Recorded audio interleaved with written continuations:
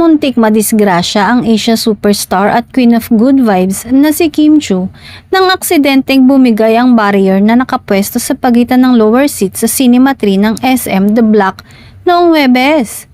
Nangyari ang insidente sa group shot sa baba ng cinema screen kung saan nakapwesto sina Kim Chiu at Paula Avellino.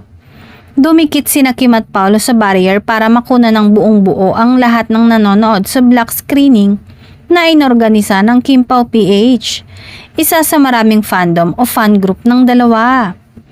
Dahil sa puwersa ng mga tao sa likod ni Kim at Paolo, biglang nagiba ang barrier at tumama kay Kim at Paolo. Mabilis naman ang fans at security ng Kim Pao na pigilan ang pagbagsak sa dalawa. Pero bahagyang nasaktan si Kim sa obserbasyon ng ilang fan na nag-assist sa kanila palabas ng sinihan. Kwento nga ng isang avid fan ng dalawang kapamilya. Panay ang himas ni Kim sa kanyang tagiliran na tila ito ang napuruhan sa nagibang barrier.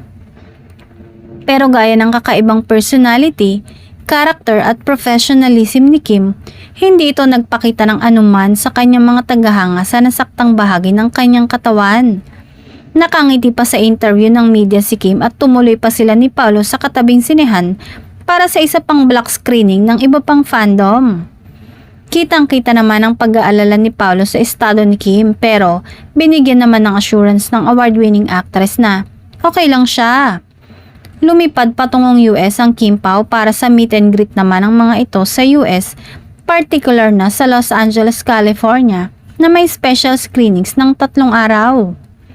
Walang may kasalanan dahil ito ay insidente at mukhang mahina na ang kapit sa sahig ang barrier.